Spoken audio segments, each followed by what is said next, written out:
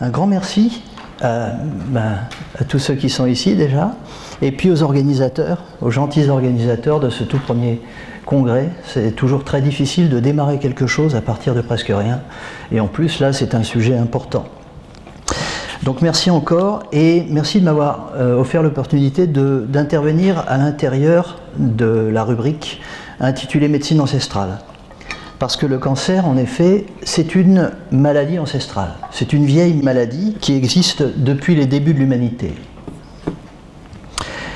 Et le regard que porte la médecine traditionnelle chinoise, à l'instar d'autres grandes médecines traditionnelles, mais Manan en parlera mieux que moi pour l'Ayurveda, c'est un regard millénaire sur cette vieille maladie, et ce regard mérite vraiment de ne pas être oublié.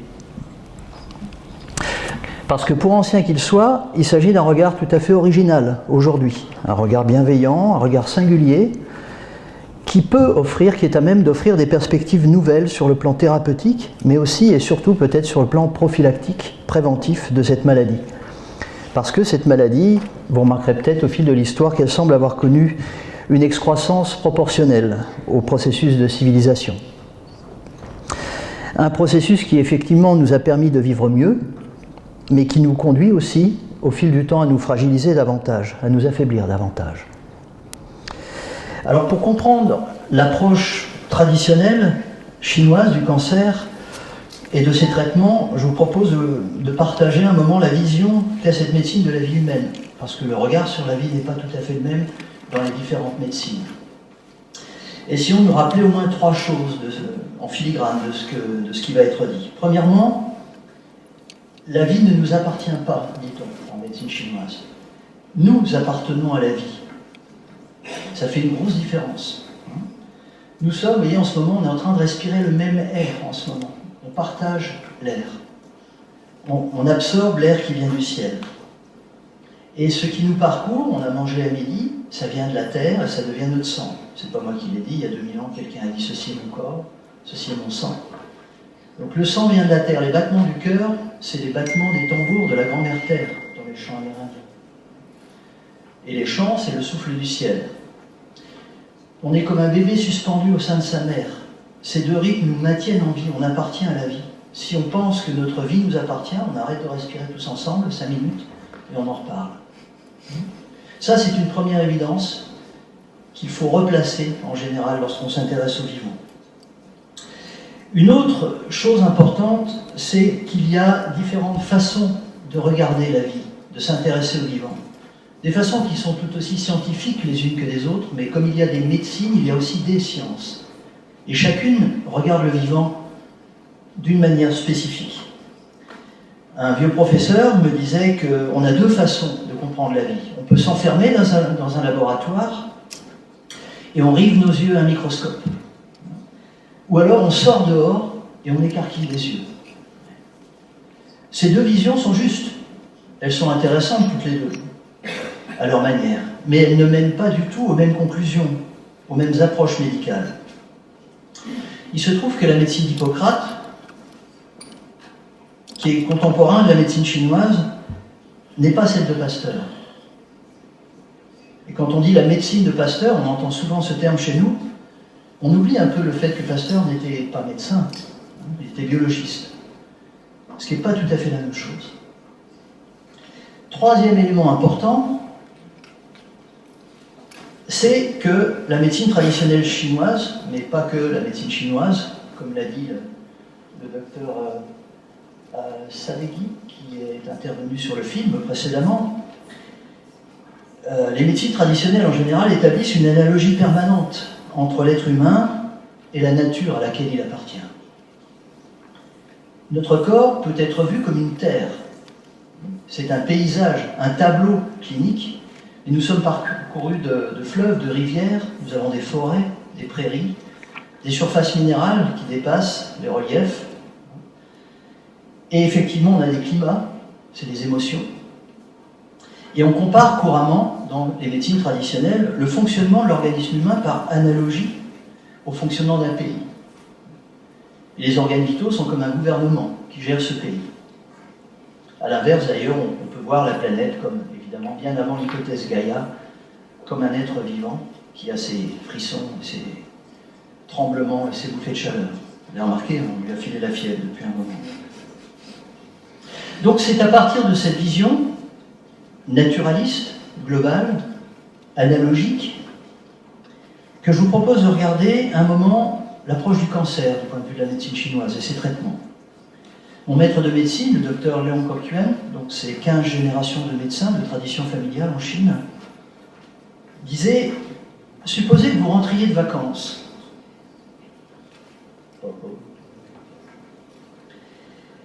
Et que vous trouviez des champignons sur les murs de la maison. Vous avez deux types de réactions possibles.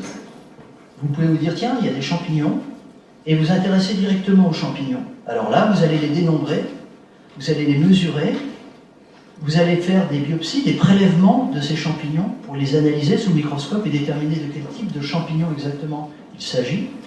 Et vous allez mettre au point des produits chimiques pour détruire ces champignons, ou encore vous allez entreprendre de les brûler, ou de les gratter. Alors, dans le domaine du cancer, on parlera de chimiothérapie, de radiothérapie, de chirurgie. Et vous serez obligé, évidemment, de poursuivre ces traitements par la suite, parce que vous allez pouvoir prédire que les champignons vont repousser.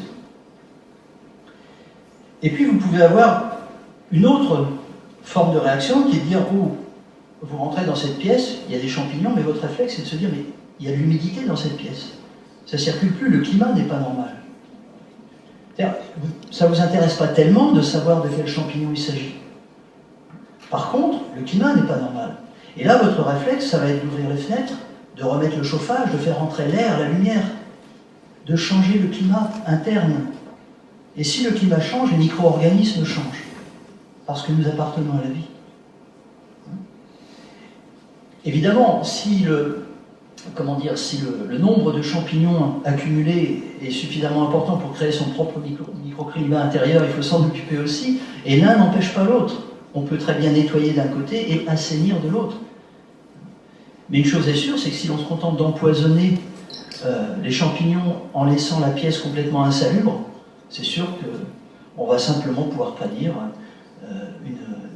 donner des traitements qui vont faire une résurgence la plus tardive possible, mais on peut déjà faire des prédictions autoréalisantes en matière de maintien, de retour de la maladie. Alors que si on arrive à traiter la pièce, ils disparaîtront, preuve que la pièce est assainie et ont d'autant moins de chances de réapparaître. Voilà deux approches qui ne sont pas incompatibles et je vous laisse évidemment deviner laquelle semble préférable en matière de prévention et de traitement sur le long terme. Il y a une autre réflexion importante en matière de médecine chinoise qui concerne l'origine, et ça a été évoqué par plusieurs intervenants, l'origine exogène ou endogène des maladies, du processus cancéreux plus exactement. C'est-à-dire qu'on a quand même grossièrement deux origines extrêmement différentes. Certains cancers sont dus à une agression par des facteurs externes, tels que des substances chimiques, des rayonnements, qui ont des effets mutagènes sur l'intelligence cellulaire du corps. Le corps a une intelligence. Ça s'appelle le Po en chinois. C'est une sorte de champ morphogénétique qui maintient l'intelligence cellulaire en cohérence. Alors des pesticides en passant par la 5G, bienvenue la 5G, en allant vers les manipulations génétiques, certains médicaments. En ce moment, il y a un débat sur la prolifération de tumeurs cérébrales, par exemple avec la prise d'Androcur, un simple médicament pour l'acné. Notre société moderne, à travers tous ces progrès, entre guillemets, est une grande pourvoyeuse de ces causes exogènes de cancer. Et c'est pour ça qu'on retrouve ça dans les statistiques en matière d'évolution. Ça, c'est une catégorie globale de causes de cancer, des causes exogènes. J'ai un patient récemment, il travaillait dans un sous-marin nucléaire. Voilà, c'est comme s'il travaillait dans un micro-ondes, quoi. Évidemment, lui, c'était un cancéreux en bonne santé. Lui, il avait peut-être une forme de vie correcte, mais il a été laminé par les rayonnements. Mais il y a d'autres causes. Et on n'a pas besoin d'avoir d'empoisonnement externe, on est assez grand pour s'empoisonner tout seul. D'autres formes de cancer sont dues à une désorganisation métabolique interne. une sorte de guerre civile. On parle souvent de maladies auto-immunes. Hein. On s'attaque tout seul, comme des grands. Une guerre à l'intérieur du corps qui génère des dégénérescences cellulaires, des désorganisations, sans qu'il y ait besoin d'intervention de causes exogènes. Ces types de cancers vont trouver le plus souvent leur cause dans des perturbations émotionnelles, parce que les émotions, c'est de l'énergie. Le surmenage, d'autres maladies, maltraitées, l'âge, tout ce qui va générer en fait des baisses d'immunité qui laissent libre cours à des proliférations cellulaires anarchiques. Vous voyez, comme un arbre qui vieillit et qui laisse des plantes parasites s'installer en lui. Quand le maître n'est pas clairvoyant, les 12 organes sont en danger, dit un texte de médecine chinoise qui remonte à 300 avant Jésus-Christ. Ce texte explique comment certains types de chocs émotionnels peuvent provoquer certains types de cancers. On est en 300 avant Jésus-Christ. On vous explique comment certaines émotions, dans certains contextes, génèrent certains cancers. Aujourd'hui, on tient encore des colloques d'oncologie pour savoir s'il faudrait prendre les émotions en compte, dans les processus tumoraux. Vous voyez le temps qu'on perd, par défaut de mémoire. Donc, il y a un distinguo majeur qui devrait être fait entre ces deux sources initiales très différentes de cancer, parce qu'elles n'induisent pas les mêmes préventions, ni les mêmes logiques thérapeutiques. Hippocrate disait « La maladie n'est pas plus importante que le malade ». C'est ce qui a été répété de différentes manières sur ces deux points. Il ne sert à rien de mourir guéri. Voilà pourquoi la logique consistant à faire la guerre systématique contre les cellules cancéreuses en ignorant leurs porteurs n'est pas la meilleure façon de traiter cette maladie. Ça mène à d'étranges statistiques où l'on s'enorgueillit par exemple de quelques 10% de progrès thérapeutiques sur le cancer en quelques décennies, mais dans le même temps, il y a 40% de cancers en plus. Il semblerait qu'on ne cherche pas à la bonne place. Il faudra avoir un regard plus large, une approche plus diplomatique, une volonté plus grande de s'en prendre aux causes, au risque, là est le problème, de remettre en cause nos modes de vie, de consommation, de pensée, de comportement. Voilà le problème, c'est peut-être ça le cancer de la société. Pour vous donner une petite idée concrète de cette cancérogénèse inconsciente qu'on génère par notre système de santé lui-même, je vous propose 3 petites photos que j'ai prises dans les rues de France il y a quelques années. Vous voyez, là c'est dit « Cancer du sein, ce n'est pas parce que vous ne sentez rien que vous n'avez rien ». C'est une publicité dans un abribus. Ce n'est pas parce que vous ne sentez rien que vous n'avez rien. Je ne sais pas si vous connaissez le docteur Knop de Jules Romain, mais il n'aurait pas dit mieux. Tout bien portant est un malade qui s'ignore. Hein? Mais c'est pervers, parce que le subconscient, qu'est-ce qu'il dit? Si je me sens bien, ou si je sens rien, c'est peut-être que j'ai quelque chose. Il y a peut-être un cancer. Donc quand on connaît l'effet de l'angoisse et de l'inquiétude, qui est étudié de longue date dans la médecine chinoise, chaque émotion a un effet sur le corps. Regardez une colère, elle monte, on a les veines qui gonflent, on peut faire un AVC sur un coup de sang, comme on disait.